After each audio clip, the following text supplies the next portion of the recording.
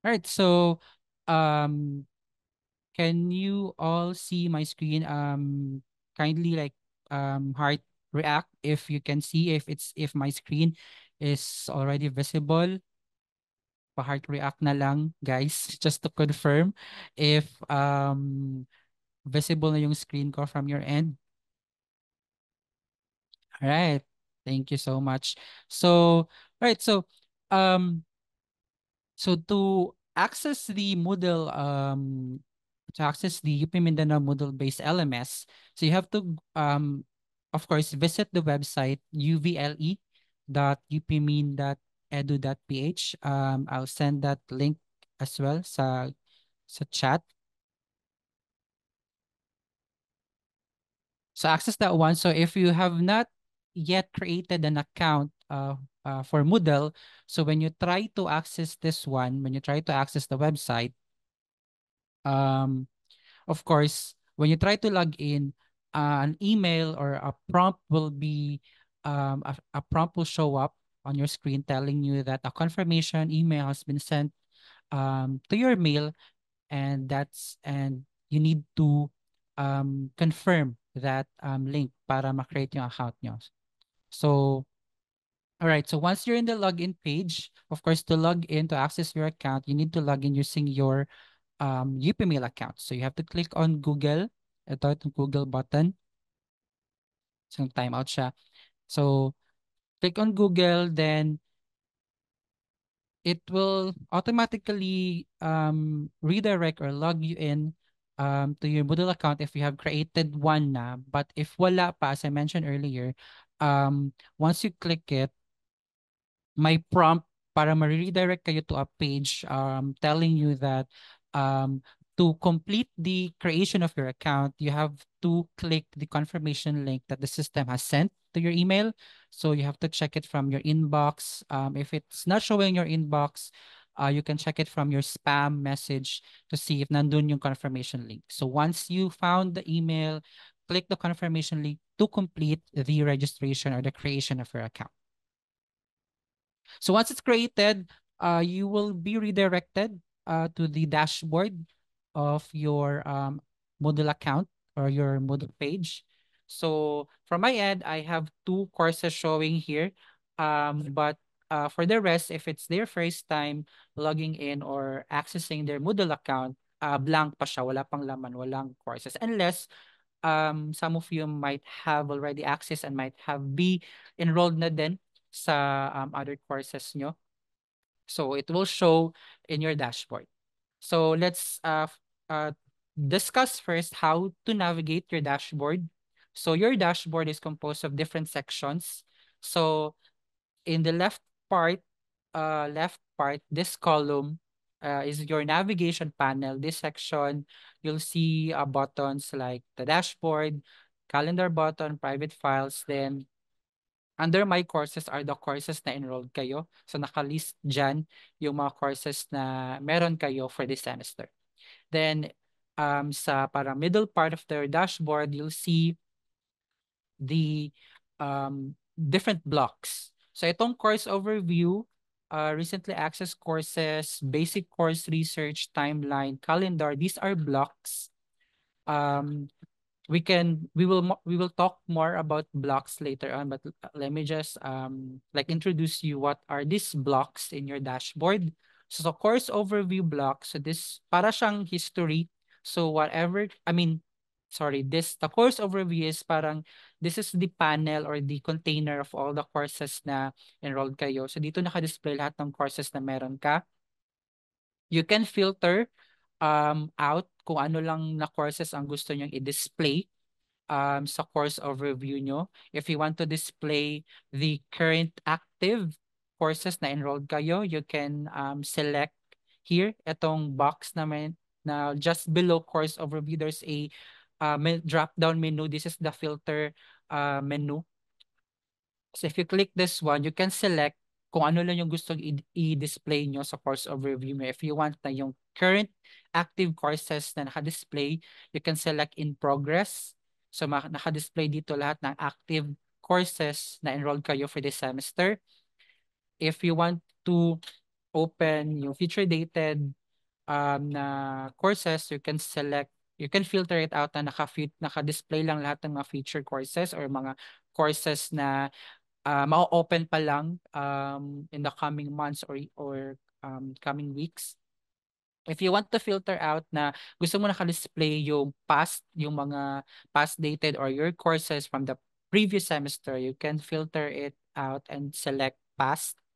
So naka-display dyan lahat ng past dated or mga courses nyo from the previous academic year, previous semester.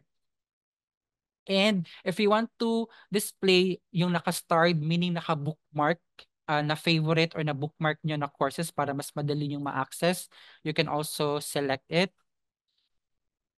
Then if you want to remove from view, you select remove from view. If you want to display everything, all of the courses na meron ka, then you can select all para nakalist dito lahat.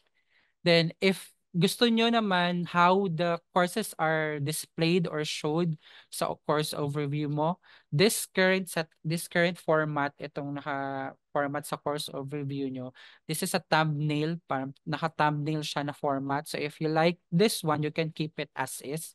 But if you want na um, other format yung pagka-display, you can do it by going to this drop-down menu. Just beside course name, merong another drop-down menu where you can select kung anong format, how it will be displayed sa course overview mo, yung list ng courses na meron ka. So currently, by default, card view yung format. So ito siya para naka-thumbnail. If you want it then by list, you can just click this drop-down menu, and just below a drop down min I mean a list will be show up, so you can select kung anong gusto mong type of format naka-display. So you can select list. So gito siya, naka-list siya. If you want na listed siya with summary, you can click summary and you'll see may picture siya sa gilid.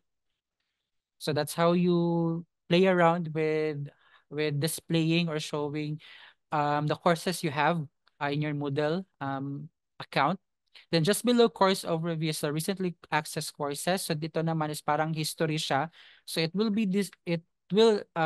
courses that you recently visited or accessed, it will be displayed here. So yeah, para lang siyang history. Then this block, basic course search. So you can search for courses na um gusto nyo mag-enroll kayo. So let's say your prof told you na um, mag-enroll kayo sa course niya, let's say science 11. So sabi niya, hanapin nyo lang yung course ko sa Moodle and mag-enroll kayo. Then you can do it here in basic course search. Search for the course.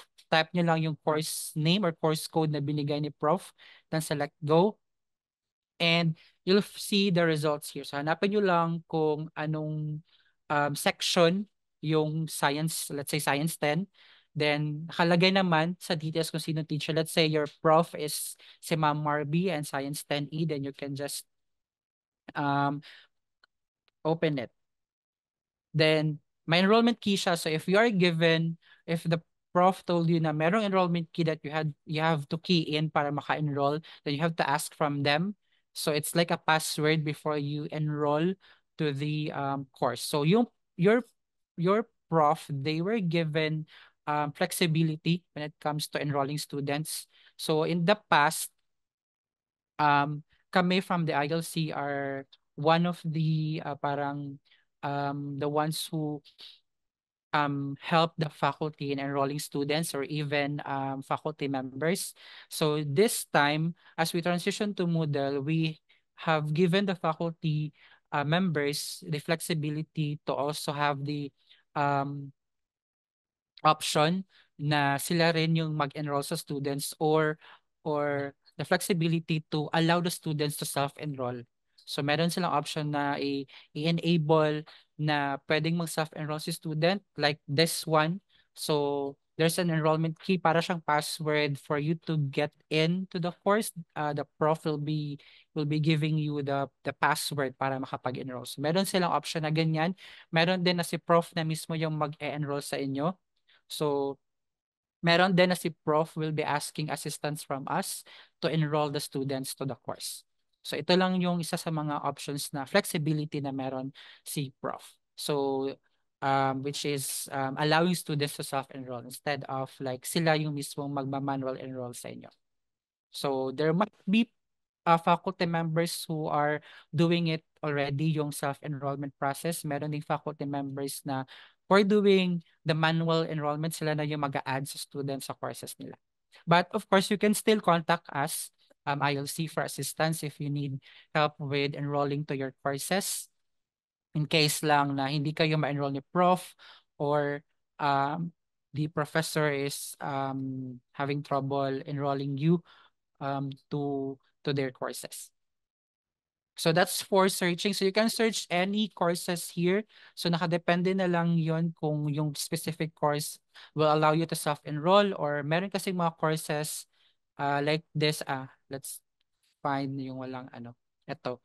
Wala siyang option for you to self-enroll. So even though na nahanap mo siya, if you click continue, it won't allow you to enroll to it.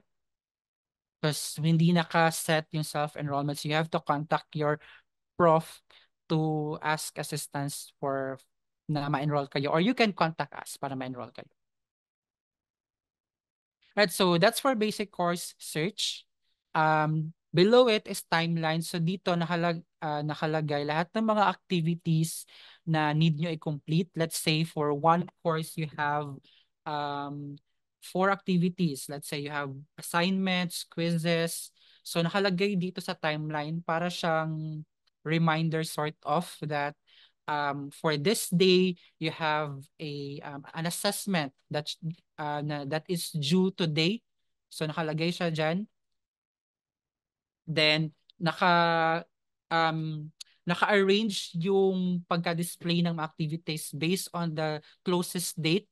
So let's say today's Monday, so nakalagay dyan yung assessment that you need to complete because it's due today by 12 in the afternoon. Then the next activities na kailangan mong i-complete will be displayed after. So again, naka-display siya based on the nearest date kung kailan yung pinakamalapit na mag-due. So the next one is September 6. Meron nakalagay dito na meron kang assignment due on September 6, which is by 11. Merong another assignment na magko-close also on the same date, which is by 11 as well. So lahat dito naka-display ng mga activities na kailangan nyo i-complete. So it will be like a reminder for you na I have an assignment to complete. I have an assignment due for this specific date. So aside from seeing it in timeline, you will also see it in calendar. So if you can see sa calendar, naka-highlight yung mga specific dates na meron kang activities due for completion.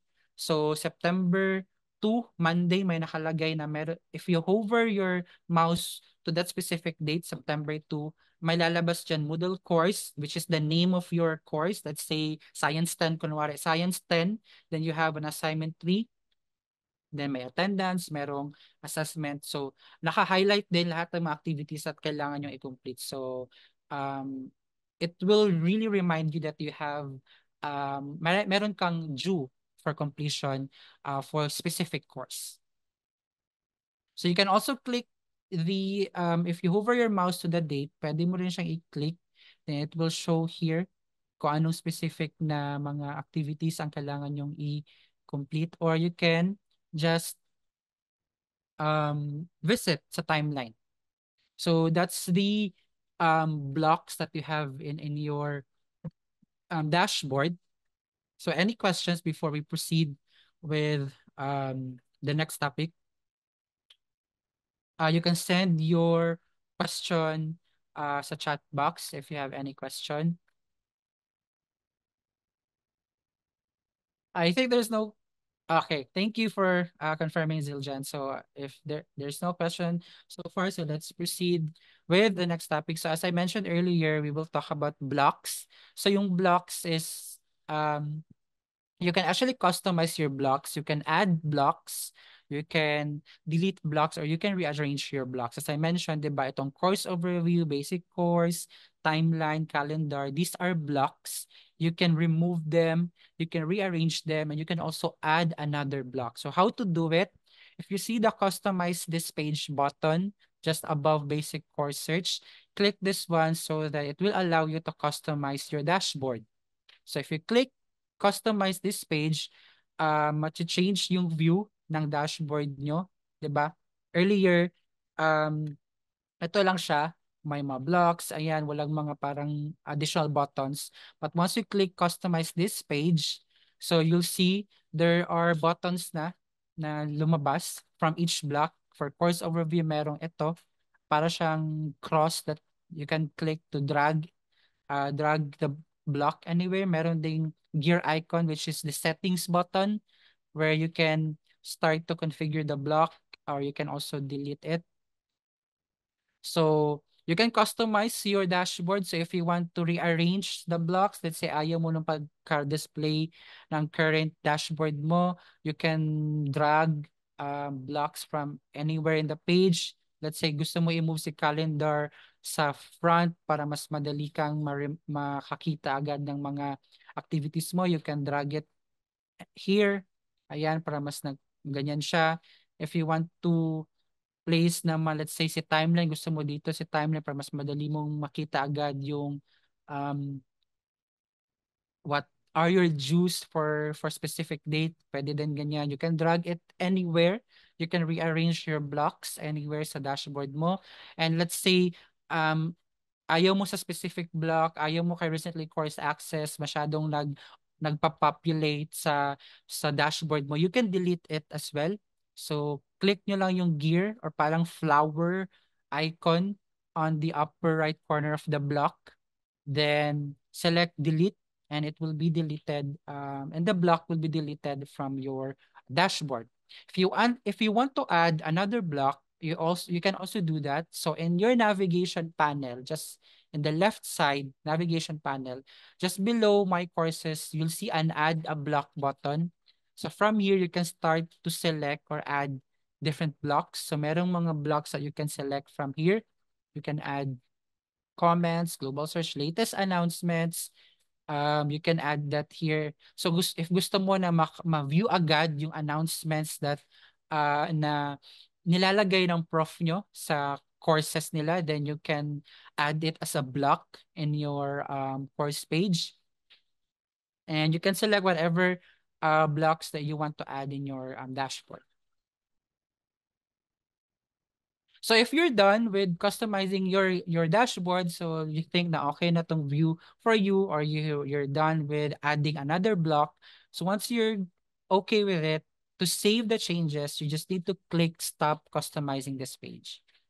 So to save it, click customizing this page. If you want to go back to the default view of your dashboard, you can click reset page to default. So let's save the changes, click on stop customizing this page.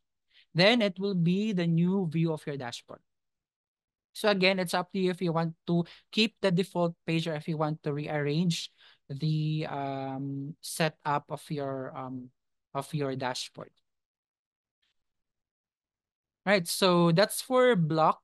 Now let's move forward to this portion of your page. These buttons on the upper upper right corner of your home page. So this bell icon, of course, this is for the notifications. So every time there is there is an announcement or there is a discussion in forum, you will be notified here. Or if a reminder na malapit na mag-due your assignment, you will also be notified.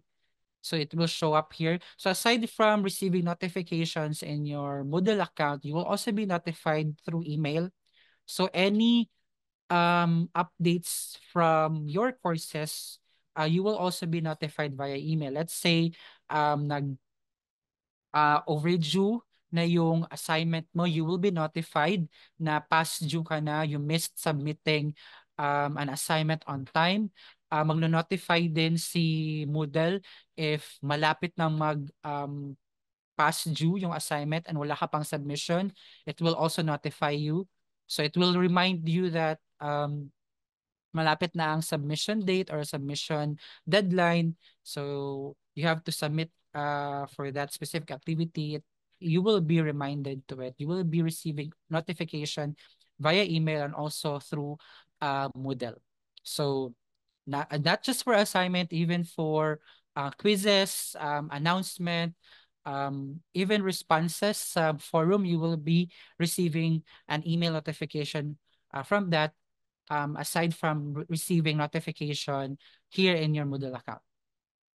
And you will also be notified if inallow ni prof na notify ka for when they started grading your submissions. There will also be notification, but it depends with the prof if switch on niya yun. So there are prof na when they grade your submissions, usually nag-grade sila towards the end na of the semester. Meron din prof na nag-grade na sila but they don't notify the students. They will just reveal the grades siguro when they announce it. So it depends with your prof. So but merong option si prof to switch on or off the notification if they have graded your submission or not. They will also be notified if nag-submit ka na. So your professor will be receiving notification if we have submitted um your, let's say, your assignment or your quiz, you have completed your quiz. They will also be notified as well pag na-complete nyo na yung submission. And um if nag-submit kayo ng late, the prof will also be notified na late ka na kapag submit. So maganda yung notification process ni Moodle dito. So any questions with notification? Yan po, sir. Right. Thank you. So this one, the parang message bubble icon, this is for messaging. So you can actually send a message pero makakapag-message ka lang, you cannot like directly message your prof or your classmate unless you're enrolled on the same course. Let's say sa Science 10 enrolled kayo. Tapos pwede mo lang ma-message yung mga kasama mo on that same course. So you can send a message to your classmate if you are both in that one course. You can send a message to your prof as well. Here in Moodle, if you're in one course as well. So hindi ka makakapag-message, let's say, gusto mo i-message yung friend mo from a different course, hindi kayo enrolled in one course. So hindi mo siya mahanap, hindi mo siya ma-message unless both of you are in the same course na enrolled.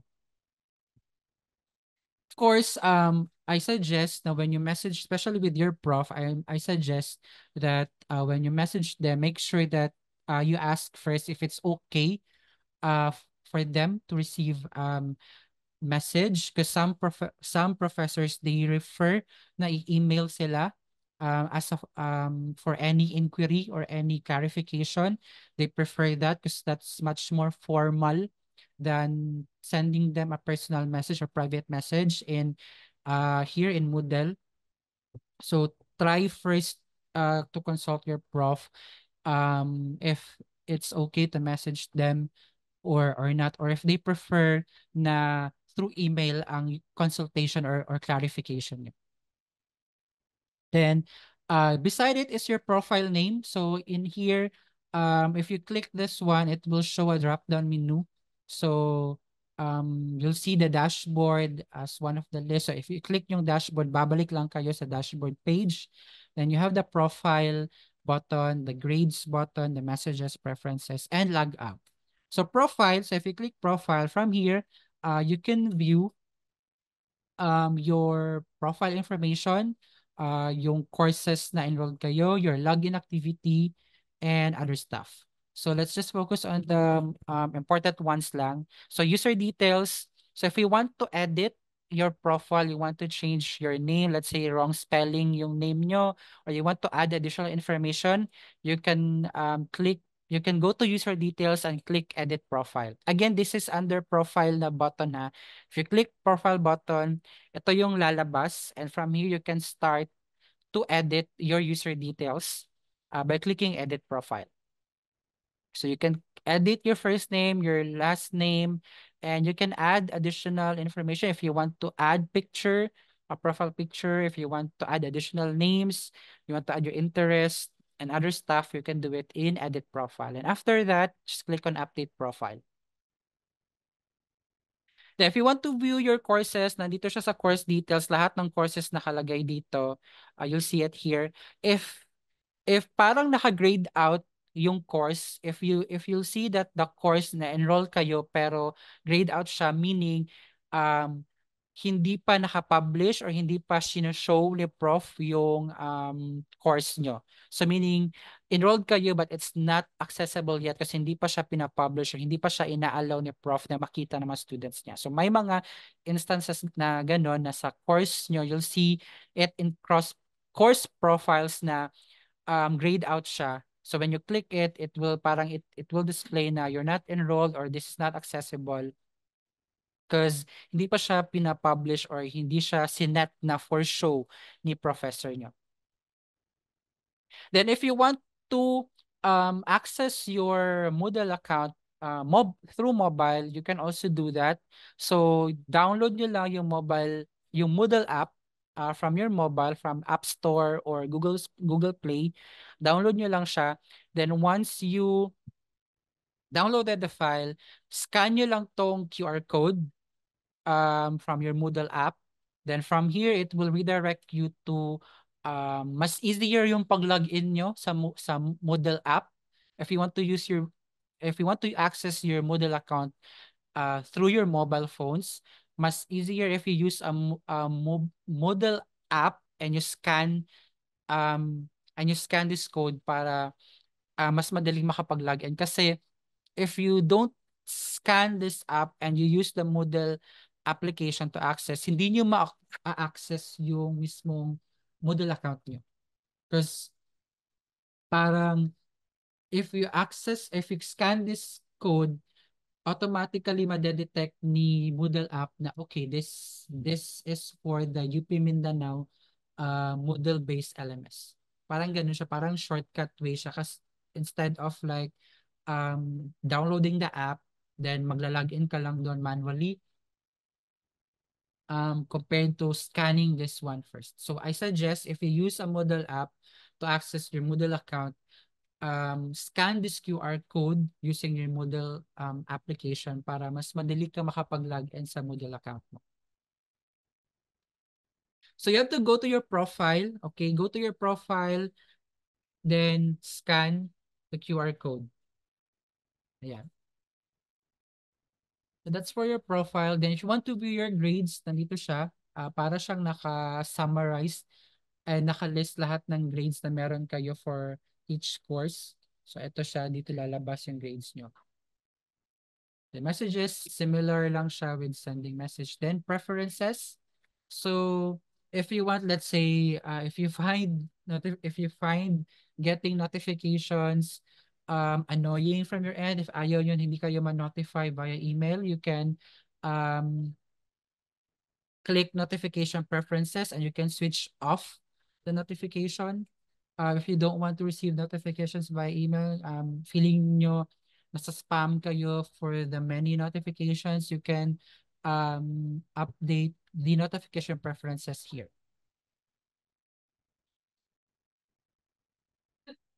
So you can do that in preferences. Any questions before we start with navigating through your enrolled courses? No questions so far. So try to enroll to the Moodle course. I sent the link.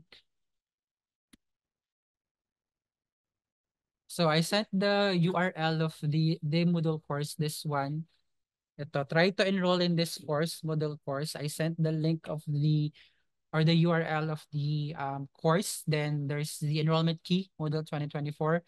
Try to self-enroll, guys, and let me know. And raise your hands, raise your virtual hands if nakapag self-enroll na kayo sa Moodle, sa sample na Moodle course. So let me know if nakapag self-enroll kayo by raising your virtual hand lang.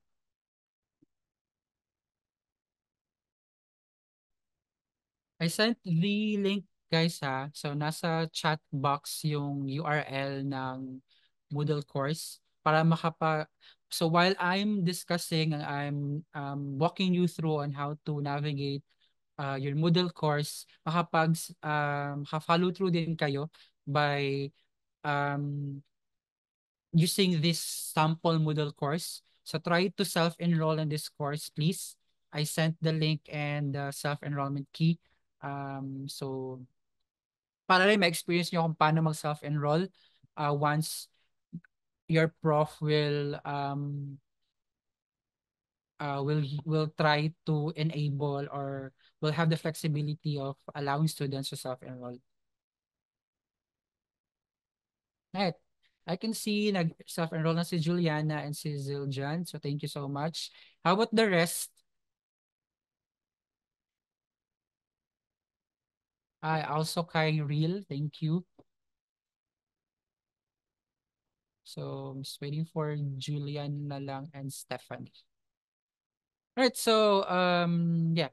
So for Julian, I mean for Stephanie and Julian, so nasa chat box yung link ng or URL ng course, and I also placed in the chat box the enrollment key. So try to self-enroll para maka-follow through kayo while we try to navigate the functions or the what are the stuff that you will see in your courses that your prof might also add in their courses as well.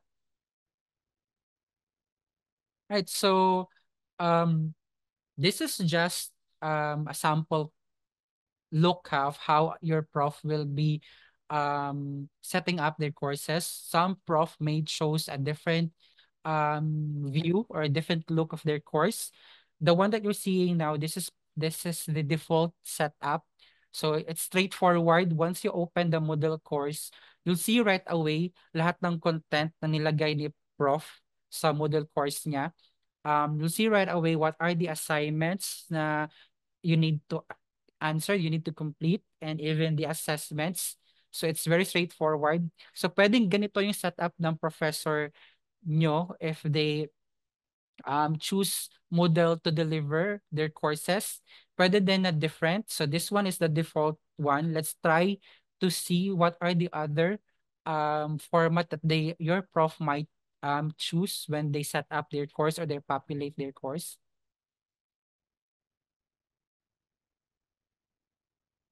Let me just update the setup. So that one, yung nakikita nyo, it's a topics format. So pag topics format siya, straightforward right away. Lahat ng content, lahat ng resources, lahat ng activities, makita nyo um, right away if they chose na ito yung setup or view ng course nila. So your prof may also choose a different setup. So let's try a different one.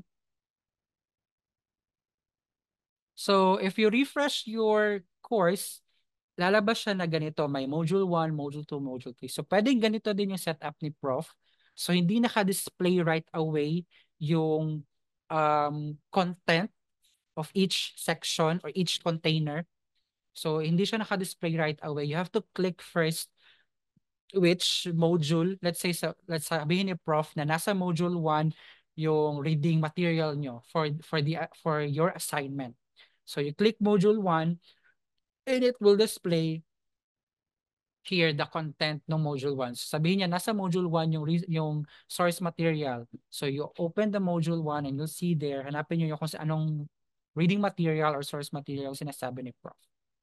Let's say, sabihin ni prof nasa module 3 yung first assessment niyo. So you click on module 3 and hanapin niyo si assessment 1. So pwedeng ganyan yung setup ni prof. Pwedeng you have to click first the specific section kung saan niya ilalagay yung resource, yung reading material or yung activity.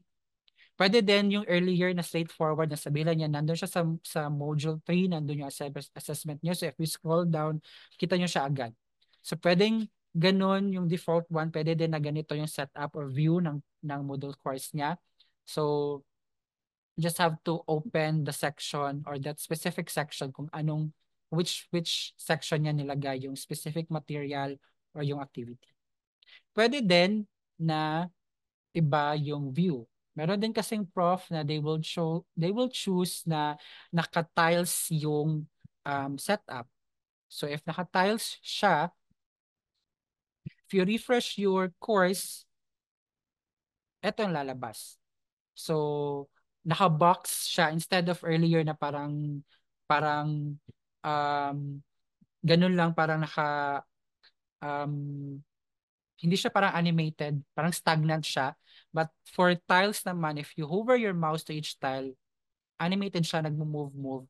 So if you click on each tile, ida-drop down lang ang laman nung style or nung section. So let's say sabi ni Prof nasa module 2 yung first assignment niyo. So if you click on module 2, ida-drop down niya lang yung laman nung specific module, then you'll see yung assignment.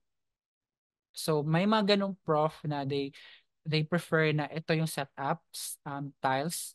So you can just click which module, and if you click them, parang magda-drop down lang yung laman ng specific section or container where the resources or the activity are placed. And some profs they will add photos pa they will add photos pa dito sa tile to make it much lively or much more somehow engaging sa part ni student. Hindi siya boring tingnan. May mga prof that to um they will opt to add photos sa tiles para mas hindi siya boring tingnan. So pwede din na ganito lang yung setup din kasi baka pagod na si prof na mag-customize pa. So again, it depends with the prof. These are the uh, formats or the type of view that you will see in your Moodle course. So depende kasi yun ni teacher, ni prof kung paano niya i-display or i-set up yung Moodle course niya. Any questions before we proceed with the activities added? Right, no question. Then let's proceed. So so if you refresh your sample Moodle course, so babalik lang siya doon sa default one para mas easier for us to see what are the activities that your prof might add or may add to their Moodle course. So let's start first with the announcement. So si Prof dito nakalagay lahat ng announcements na i-add ni Prof sa course. So if mag-announce si Prof na walang pasok for the next meeting or sabihin ni Prof na asynchronous muna yung setup ng class for the next meeting, dito ilalagay ni Prof yan yung announcement. So if you click this one, wala pang announcement na nakalagay, but let's try to add one. And you'll see from your end kung paano siya pag merong announcement na na-add. So, nag-announce na si Prof ng tawag dyan, may announcement na si Prof about having no class on next meeting. So you will be notified, you will be receiving email notification about the announcement. Meron din, it will show up here as well in your notification na may announcement. So let's try to check if merong announcement. So it may take time. Usually, the longest wait time for the announcement is 30 minutes. But there are also times na mas later than that interval yung announcement. So if you check on the announcement, you'll see here, meron na siya, no class. Then you'll see here the message or yung laman ng announcement. So merong notification, if you notice, that means na na-send na yung notification, yung announcement, na-notify na kasi meron na dito, Moodle course, no class. And if you check your emails, you will also receive a notification of the announcement. So you'll see from your email na merong announcement for no class. So it didn't take 30 minutes, 'di ba? Less than lang. So that's the longest wait time that you will receive for an announcement. So yun. So you'll be notified through email if merong announcement si Prof. You also see it here in your Moodle course. Mayroon siyang notification na lalabas dito and you open the announcement to see what is the announcement about. So aside from updating you with like this class schedule, let's say wala ngang class or let us the prof says na let's move our class on a later hour, later time, or let's say may announcement si prof about guidelines on your submissions. Ganyan, pwedeng ilagay yan ni Prof sa announcement. And you can always view your announcements here. So, that's why as what I mentioned earlier, if getting notification here does not really help you viewing your announcement or minsan nagpa-pile up yung emails nyo and tapos na na na natatabunan na siya ng mga bagong messages. You won't see that there is an announcement. I suggest you add the latest announcement block para makita nyo agad na merong announcement na for that specific course. So if we go back to dashboard and let's try to add, ayan, latest announcements. So, lalabas siya dito. Usually, pag may announcement,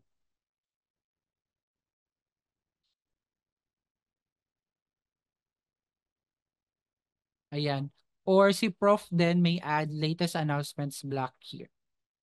So yan, you can check the announcement here from time to time if merong mga announcements si Prof sa course.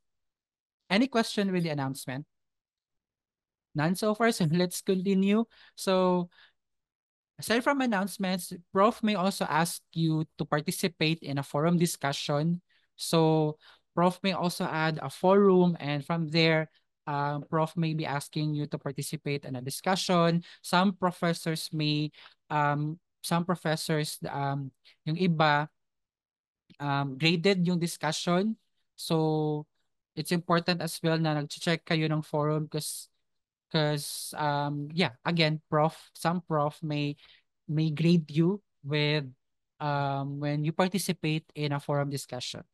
So you see it as well. Yung icon ng forum is similar with announcements at naka-title din siya na forum.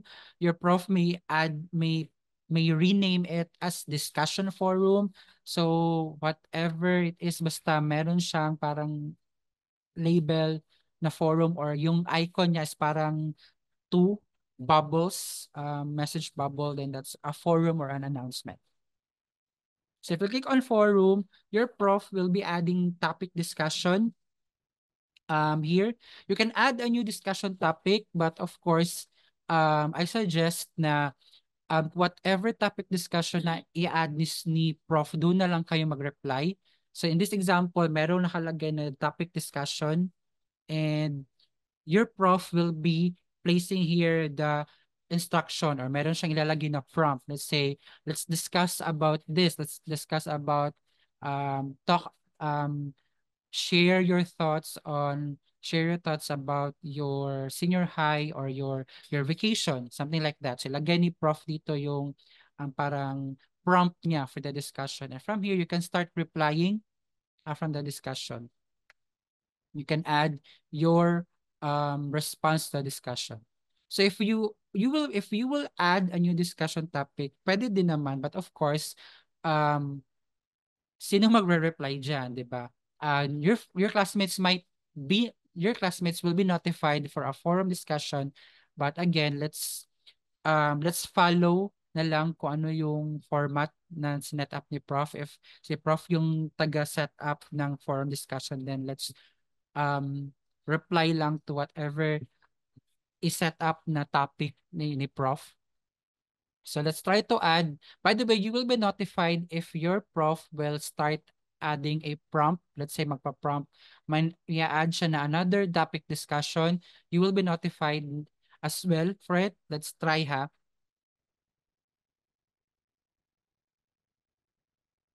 let's say si Prof nag-add siya ng another topic.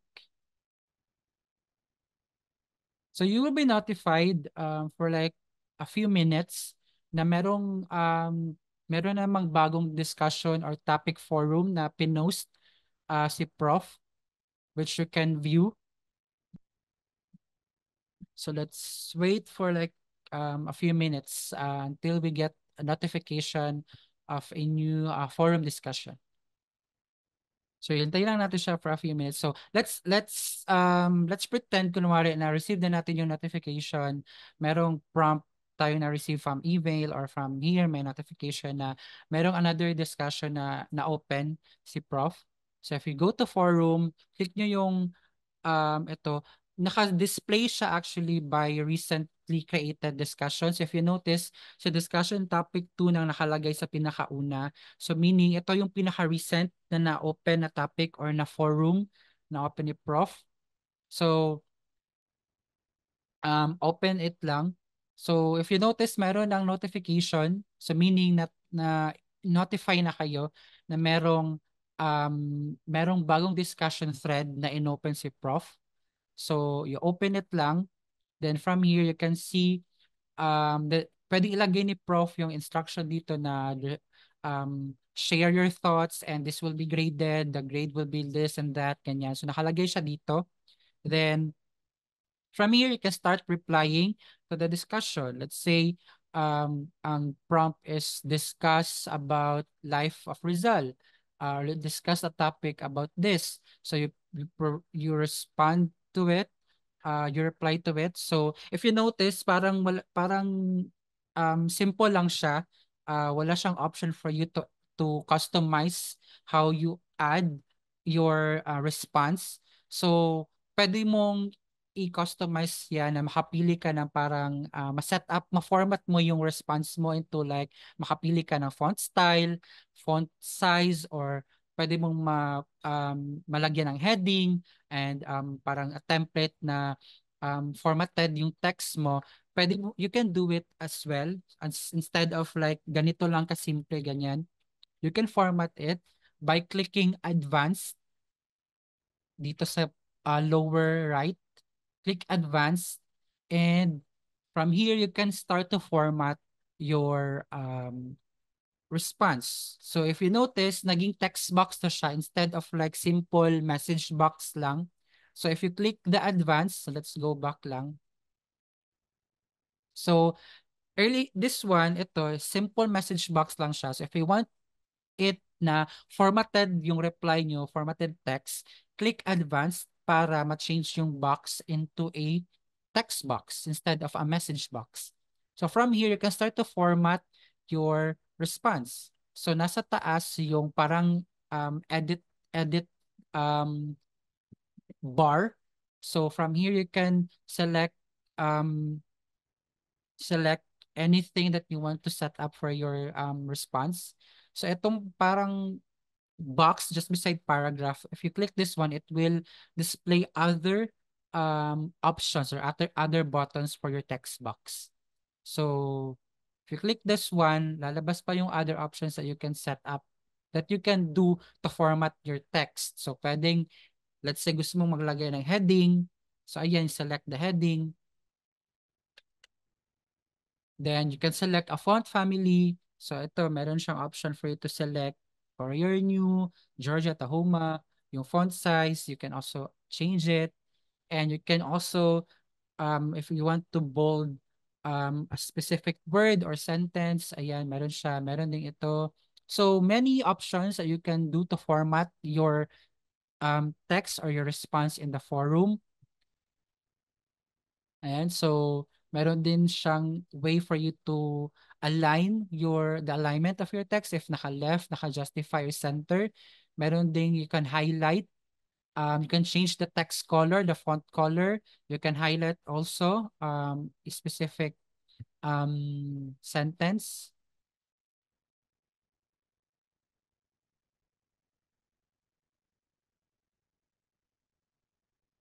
Pwede mo rin siyang i-highlight. Ayan, highlight. Highlighted na siya or pwede rin i-change mo ang font. Ayan. Then you can change the text, the font size, change the font family. Ayan. Can put underline. Meron ding option for um, let's say it's a forum about math, then you want to add parang certain equation.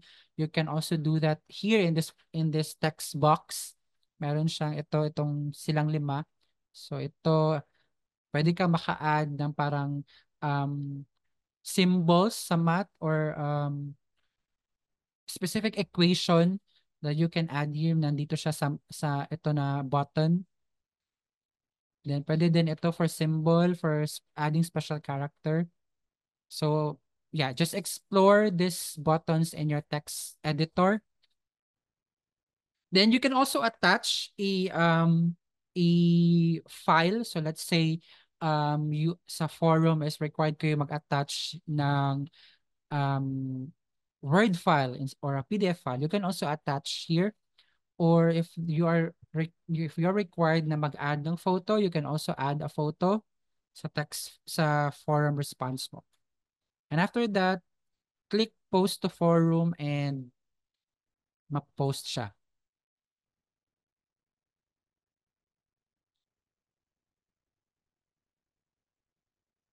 Ma-post siya. Then you can also try from your end. Try to respond to the thread, and na you will be notified from anyone na nagre-respond sa discussion forum will be notified through email and even in um, Moodle. So try to respond in the forum and you will um, get also notification that someone has responded to the discussion via email and also here in Moodle.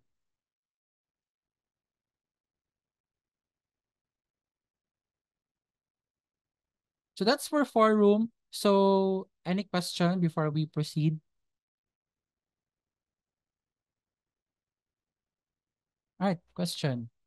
If mag-add si prof ng resources other than announcement of forums like quizzes, modules, is it notified to us? Right, good question. So, my question si Zildjian dito, sabi niya, if mag-add si prof ng resources other than announcements or forums like quizzes or modules, is it automatically notified to us via email as well? For this one, hindi nagno-notify si prof. Let's say nag-add siya ng another assignment. Let's say currently your Moodle course has one assignment. Tapos in the middle of the sem, let's say in the middle of the sem, nag-add si prof ng assignment 2 and 3. So you will not be notified na meron palang assignment 2 and 3 unless nag-announce si prof na meron kayong announcement, merong assignment 2 to 3, 2 and 3 na due for the specific date. So, hindi notify si student if merong update like nag-add ng additional resources or nag-add ng additional activity sa course unless si prof mismo yung nagsabi na ay meron bagong assignment or nag-add ako ng additional reading materials or resources for you. Then dun yung lang mahanap okay, meron pala siyang in-add. Or you can view the course from time to time to see if merong additional resources na add or if merong na-add na bagong assignment. But for assignments and quizzes, if it's added, you will be notified naman before its due date. So you'll see it as well in your timeline if you go back to dashboard. If merong bagong assignment, you'll see it in timeline, you will see it in your calendar as well. So yun lang ang way for you to know na merong bagong na-add na activity like an assignment or a quiz in your Moodle course. But for reading materials, resource materials, or additional reading or any resources, walang notification for that, unfortunately. So it's either you check the course from time to time or merong i-announce si prof na meron akong inad na resource material for you to help you with the course. So pwedeng ganun lang. Right. So speaking of resource materials, so your prof can add different types of resource materials. So pwedeng mag-add si prof ng PDF file or a document file. So in this example, we've added a PDF file. Si prof, pwede siya mag-add ng PDF file. Pwede din mag-add siya ng Microsoft Word file for the resource. Pwede din na Excel, pwede din PowerPoint. So it's up to the prof kung anong type of file yung i-add niya as a document, which will be your resource. Hindi rin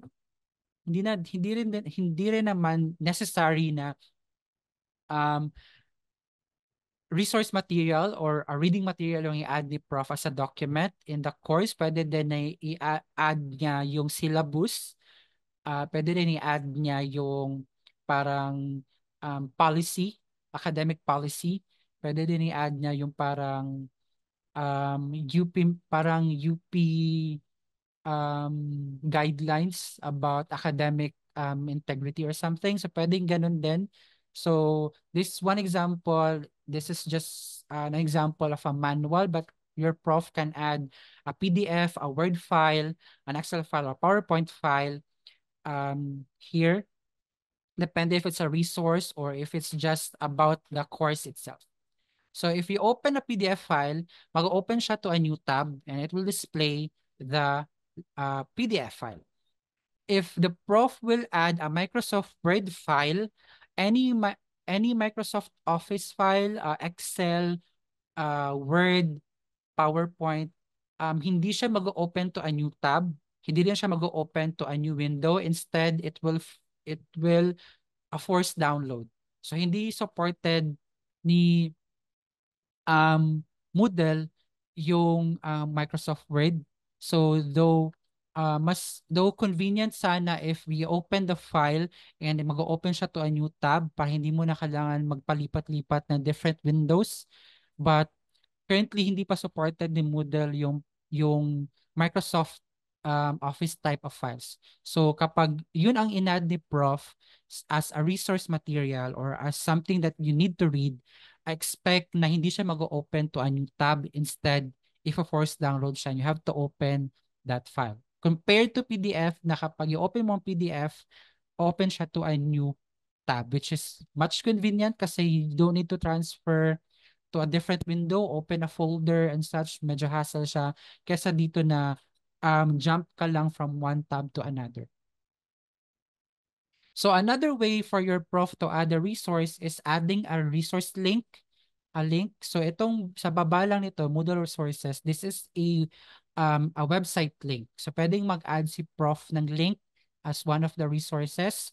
So hindi lang siya resources though, pwede din na link for their parang introduction. Because some professor, they add parang link of their YouTube video, then pag i-open nyo yon para siyang introduction of the prof explaining you what the course is about.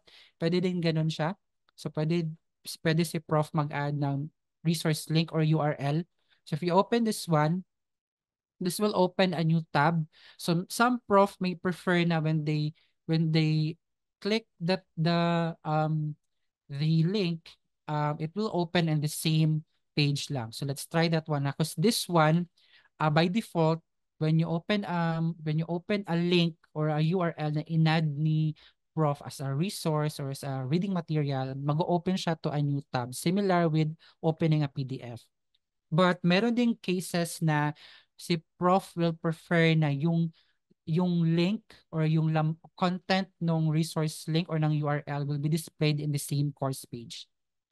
Right. So if we open this link, it will be on the same Moodle course page and naka-embed lang yung laman nung um, link. So 'di ba compared earlier na when we click the link, nag-open siya to a new tab. So that's another way of how the prof will display or set up their course. Pwede din na ganito yung setup ni prof na gusto niya within the same course page lang lalabas yung laman nung link na inad niya as a resource. So pwedeng ganito yung setup, pwede din na open siya to a new tab. So depende ni prof paano niya set up yung course niya. But I'm just viewing you what are the possibilities of how the link will be displayed sa course page. So another way, aside from adding a document a PDF or a Word file, adding a link as a resource. Pwede din na mag-create si prof ng page wherein doon niya i-add lahat ng information. So just below the resource page is the page resource. So if open mo to, dito niya para siyang blog or para siyang website manually created by your prof just for this course. So pwedeng i-add dito ni prof yung syllabus niya, nakalagay dito lahat, naka-paste, pwede din na parang welcoming lang na message. It's up with the prof kung paano niya set up. So pwedeng pages. So each pages, pwedeng pages lang ilagay ni prof sa page. One page is for, let's say, academic policy or UP guidelines on academic integrity. Pwede din another page is the syllabus, nakalagay doon, nakapaste doon yung syllabus.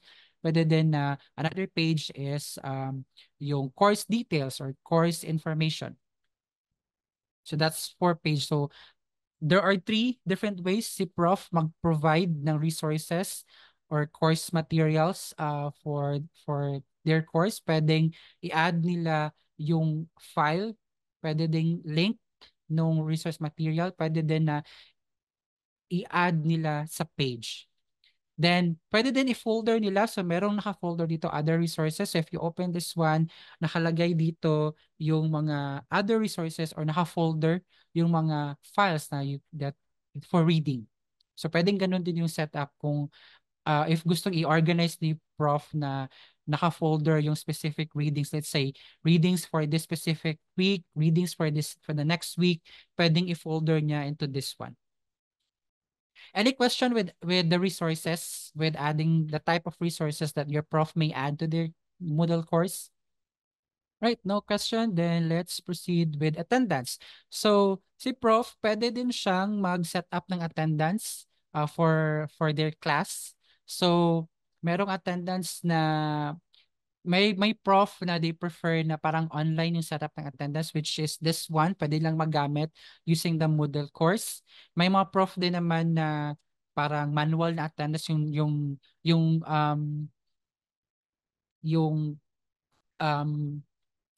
usual na attendance format na magtatawag siya and mag-check siya. Pwedeng ganun. Pwede din ito, yung prefer ni prof na attendance, which is much easier since nasa Moodle na siya. So, dito, i-check lang ni prof yung attendance niya. May mga prof din that they will prefer na si student yung mag-attendance, mag-self-attendance. Pwede din ganun. Then, in the attendance,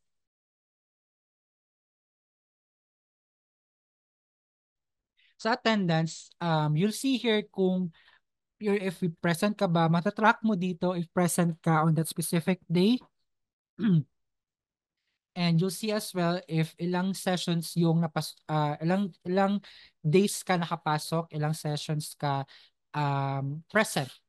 And you'll see here if ilan yung points. Because may mga prof that they prefer adding points, additional points for attendance. Meron din prof na hindi naman nagmamatter sa kanila yung attendance. So, nakadepende yun sa prof. So, just an overview lang in case your prof will prefer na mag-attendance for their session, for their face-to-face session. So, pwedeng dito nila i-set up yung attendance nila. And you can see here kung ano yung um, specific day na present ka. Let's try ha. Para you'll see what it will look like from your end if not um, na prompt na present or absent kayo. So ayan. So in this example, so for today's session, let's say Monday na session na class nyo, if you check your attendance, you'll see your status, okay, late ako. Let's say for example, na late ka, so tinag ka ni prof na late for that. And meron kang point na 1. So depende ni prof kung paano ang grading system niya when it comes to attendance. So pwedeng, let's say 5 points yung attendance. So pwedeng ilagay niya na um, 5/5 or pwedeng 2 points yung attendance, 2/2 pag present. Nalagyan yung remarks dito. So if you're absent, you will be tag absent as well, and there will be remarks depende ni prof kung paano niya lagay yung remarks dyan. So here you can, again, pwede niyong matrack kung ano na yung progress ng attendance nyo sa class. So that's the purpose of attendance. You'll see taken sessions 1, ayan, merong agad lalabas kung ilang percent yung na-take mo na session. So this will help you as well for in case lang na si prof is para magbibigay siya ng plus points for having good attendance sa class. So si prof may prefer na instead of them manually doing the attendance, pwede din na si student ang attendance sa kanilang self. So let's try that one, yung self na attendance.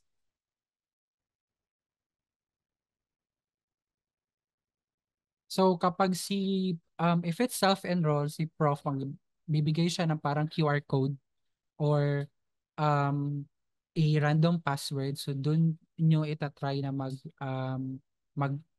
self-attendance instead of manually na i-add mo. So si prof, um, lalagyan niya yan parang sa front or bibigay niya sa inyo through either sa GC or sa i-flash niya sa parang sa um, PowerPoint present, I mean sa projector if in case na prefer ni prof yung self-attendance.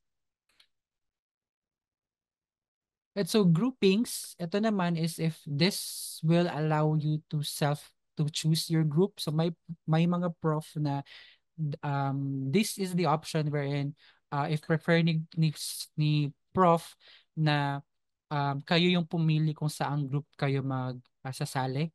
So that's for groupings.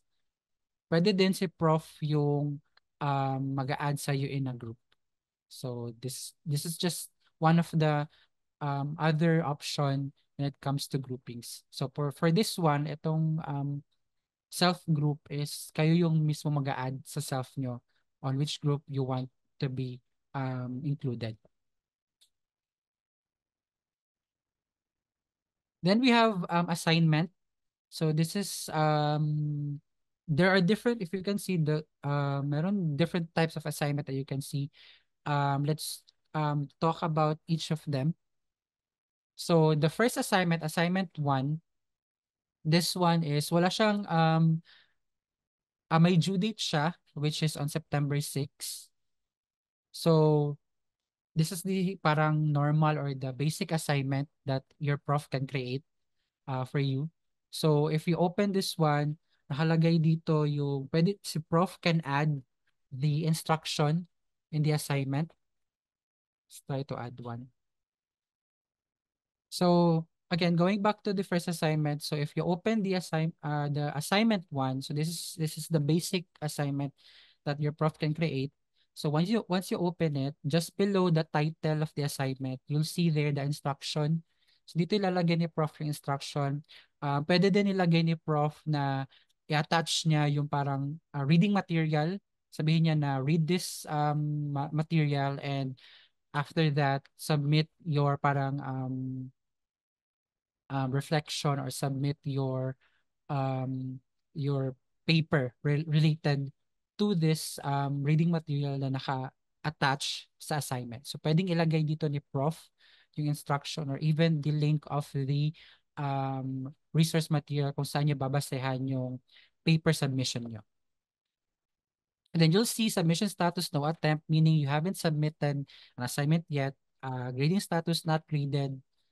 Due date, you'll see here, it's the assignment is due on September 6, Friday before 12 midnight. You still have 4 days and 12 hours remaining to complete it. So if you want to add submissions, click on add submission. Then it will prompt you to upload a file.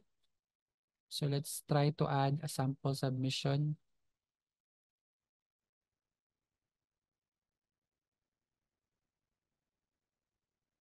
Upload this file, then save changes. So if you'd see earlier, 'di ba, nakalagay sa submission status is parang no submission something. So here naging draft siya and not submitted.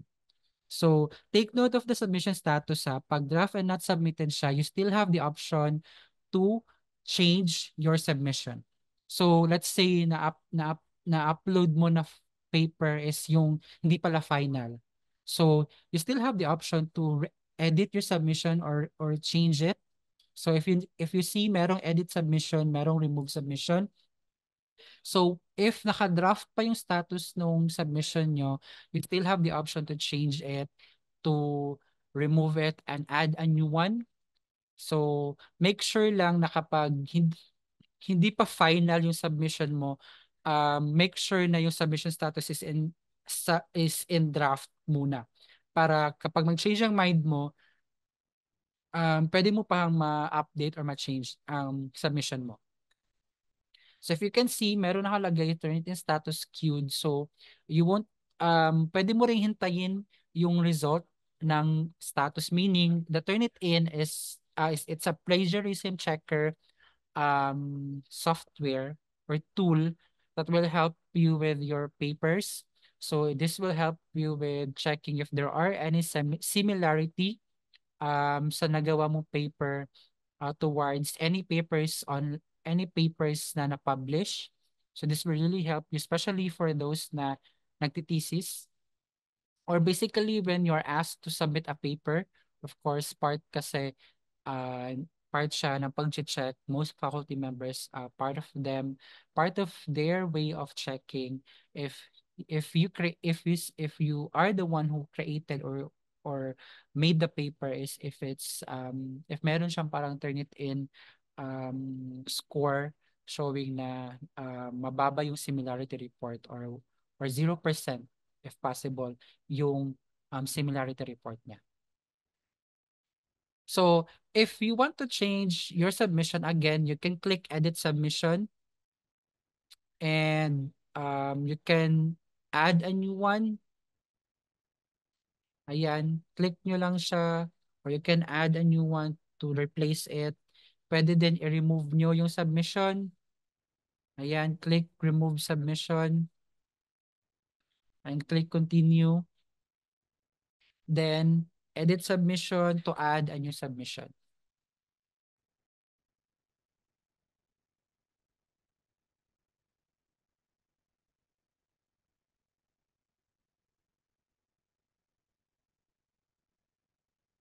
Ayan.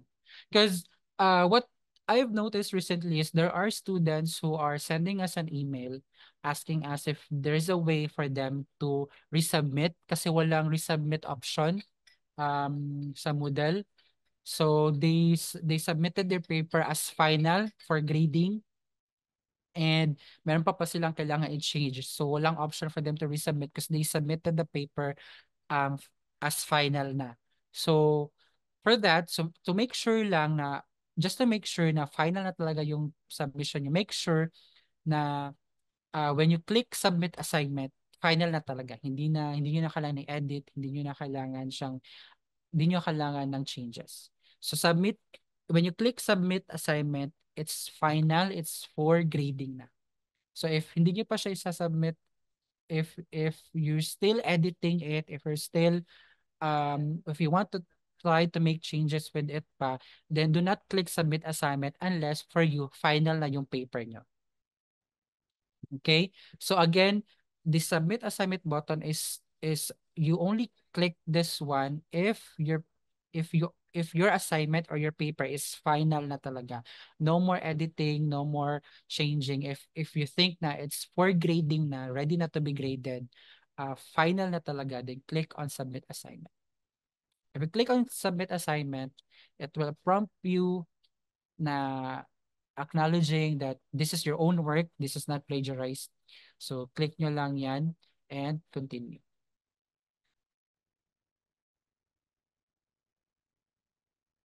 Alright, so nag-change na siya from draft to submitted for grading kapag yung status niya is submitted to grading, meaning final na yun, wala nang option for you to resubmit it. Wala ng option for you to make any changes. So if that's the case, if in case ganito yung nangyari sa inyo, you can contact your prof, ask assistance to revert your submission to draft para maka-resubmit kayo. Ayan, so that's for the basic type of assignment. Then, meron ding another assignment type. This one, submission status. This assignment will accept submissions from Monday. So meaning, may mga assignments na na if you open them, it will not allow you to submit yet because it will be open by September 9. So, you have to wait until September 9 para ma-open siya for you to submit. So merong ganyang type of assignment as well. So earlier, yung isa, yung assignment 1, open siya um, since today and magko-close lang siya, mag-due date siya on Friday. Whereas yung second assignment, open siya next Monday and due date niya is on September 13. Then there's also a type of assignment na overdue. So in this example, due date siya on August 30 and overdue na siya ng 2 days. So walang option for you to submit anything because you're late na to submitting it. You're past the date of submission. So this type of assignment, manilagay si prof na cut-off date because your prof can either set up na may cut-off date yung assignment or pwede din na mag-accept ng late submission. So this type of assignment, this does not accept late submission. Meron siyang cut-off date.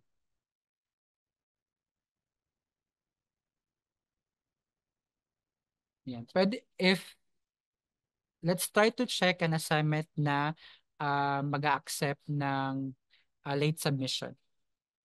Let's try to edit this one.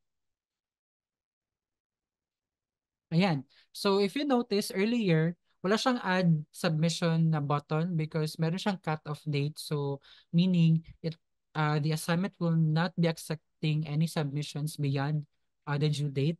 But for it will allow late submission. Wala siyang cut-off date. So meron siyang add submission button pa rin. So you can still submit um, papers or submission in this type of assignment even though beyond ka na sa due date. However, your prof will be notified that your assignment is submitted beyond the due date. So they will be notified na this student submitted this assignment 2 days and 11 hours late. So they will be notified in case you attempt to submit late. Then your prof will also be receiving notification na nag-submit ka na late. So again, may different types of assignment. Merong assignment na yung basic one, which is you can access within the time frame or interval na open ang assignment. Meron ding assignment na mag-open siya on a specific date. Merong assignment na may cut-off date. So if you want to submit beyond the cut-off date, wala nang option for you to submit anything. Meron ding assignment na it allows late submission. So all of this setup of assignment, nakadepende yon with your prof. So they have the option to set up these settings for the assignment na i-create nila. And if you want, let's say, cut off na siya, then may cut-off date yung assignment, then hindi ka nakapag-submit because let's say na-hospitalize ka or may emergency, that's why you were not able to submit on time, pwede kang mag-ask ng parang extension from your prof. You can tell them that pwede ma-extend as long as valid yung reason for extension, then your prof can extend the assignment submission. So mayroong option si prof to extend to grant the extension or not. Any questions for the assignment? No question, then let's proceed with group assignment. So aside from individual assignment, your prof can also set up an assignment na by group. So if you notice, merong assignment 4, assignment 5, and nakalagay dito na assignment 4 is for group A, assignment 5 is group B. So let's try So hindi ko siya ma-access because I don't belong to any group yet. So let's try to add everyone in a group and let's find out kung which assignment yung ma-access natin based on our groupings. Right, so I have added everyone to their respective group. So for me, I added myself to group A. Can actually check on which group kayo na belong. So sa go to participants, then you'll see which group you belong. So si Siljan is group A, si Juliana is group B, si Julian is group A, IELTS is group B, IELTS support is group A, and Kyril is group B. So, since I belong to Group A, ma-access ko lang sa Group 4. If you can see, clickable na siya. But Group 5, hindi siya clickable because it's restricted for Group B lang. So, I can access Group 4 and I can submit um, my answer or my paper for this assignment because this is a group submission. So, your prof can set up the group assignment as pwedeng isa lang yung mag-submit from the group in behalf of the group and everyone will be graded for that paper.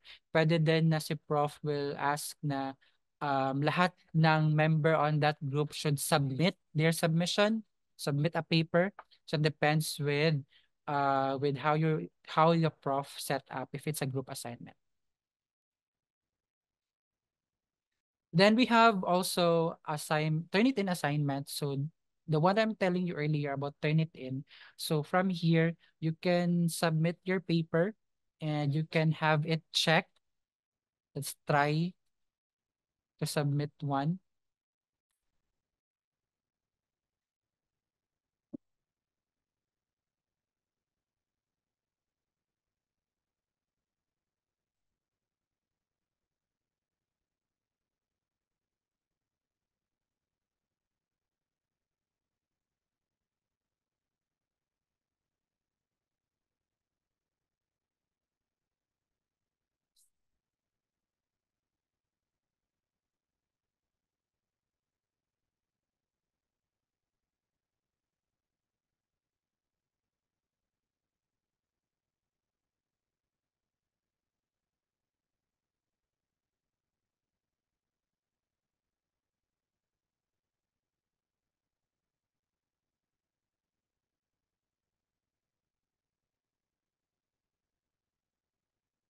Right. So I tried to submit a paper here using Turnitin. So lalabas siya dito. If you see, meron siyang similarity report na 15%. So meaning, 15% yung similarity score ko. So if you click this score, it will open a new tab. It will show us the exact report or the details of the report. So makita mo dito naka-highlight yung mga certain phrases or certain part of your paper kung saan may na-detect si Turnitin na similar or high similarity score. So this one, itong part na to is meron siyang similar din na um, phrase from Florida International University. So you can also check the other um the other scores or percentage kung bakit 15% siya. So you click on this one, itong my 15, then it will display you parang breakdown kung bakit 15% yung score sa my 40% na similarity report na meron nakita tong phrase na to from Florida International University, meron ding 4% and such. So yung accepted, if you ask me kung ano yung percent yung accepted as parang hindi high na similarity score, it's less than 15%. So if it's less than 15%, then it's acceptable. Doesn't mean pag meron kang pag nag-similarity check ka and there is like a score na may lumabas sa parang let's say 5 or 10%, doesn't really necessarily mean na plagiarize mo siya or kinapi mo siya. It just means lang na may mga certain phrases, certain parts from your paper na parang similar, nag-match to a specific paper na published or posted from online or even from this specific institution. Again, yung accepted na similarity score is below 15%. But it still depends with your prof kung ano yung percentage na acceptable for them. So that's for Turnitin. So may mga prof, some prof may require this for you. Before you submit your paper, they may require you to have it checked first with Turnitin. Then we have assignment 7. Similar lang siya with Turnitin checkers, so you can skip that part. Then lastly, we have the assessment. So it's quiz, so your prof can also set up quizzes in their Moodle course. So let's check first. So there are different ways that your prof can set up the quiz. Pwedeng i-set up niya yung quiz as timed, meaning may time limit. Pwede din na set up niya na available yung quiz during the schedule of your class. So let's check the first assignment or first assessment. So this one is schedule. This one has a schedule na accessible siya during the period of the I mean you can access, sorry, first assessment is accessible siya anytime. So pwede mo siyang i-answer anytime, wala siyang specific na start date and end date. So this is the basic assignment that you can answer, basic assignment that your prof can add sa course nila. So once you open it, attempt quiz now. So if you attempt the quiz, this will show up. So naka-display lahat ng question. Then your prof can set up the quiz as a multiple choice type of quiz na you can select A, B, C, D, ganyan. Pwede din na true or false, pwede din na essay type. So it depends with your prof kung anong type of quiz or questions yung i-add niya. Pwedeng random lang. So it's either a multiple choice, true or false. Pwede din fill in the blanks. Pwede din na parang matching type. So any type of questions, it depends with your prof kung paano niya i-set up yung question. But this is how it will be displayed from your end when you try to access the quiz. So naka-display sila in one page, but your prof can also set up na one question per page. You need to select next para mag-move ka to the next question. Pwedeng ganun yung setup ni prof. Pwede din na all in one page lang. If you notice, sa first question nakalagay mark out of 5, meaning this question is worth 5 points. So overall, this quiz is 15 points. So you'll know kung ilang points yung makukuha niyo for that one question because you'll see it just beside them lang. Question number 2, nakalagay mark out of 5, meaning 5 yung points ma-earn mo for that question.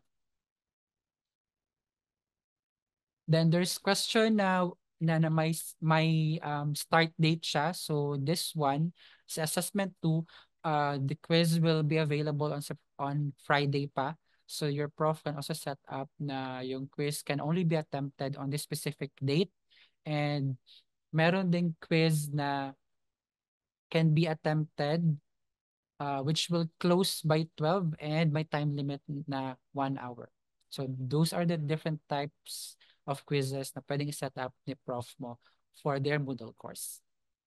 Any questions with assignments and quizzes? Questions? None? Then we're on the so we're almost done with the training. Thank you again everyone for staying in the session for more than 2 hours. So before we end the session, any questions, general questions or clarifications with Moodle, you can raise it now. If there's no question, if you're all good, can I get a heart or a thumbs up reaction there just to confirm lang that it's clear, it's all good from your end. All right, thank you for the heart react, Julian and Kyril. So Again, in case lang na may question kayo, if you realize na may question pala kayo, you can always contact us. You can send us an email to ILC. So ilc.upmindanao at up.edu.ph, or you can also send our support email. Our support email is support-ilc.upmindanao at up.edu.ph. Again, thank you so much everyone for joining our session today.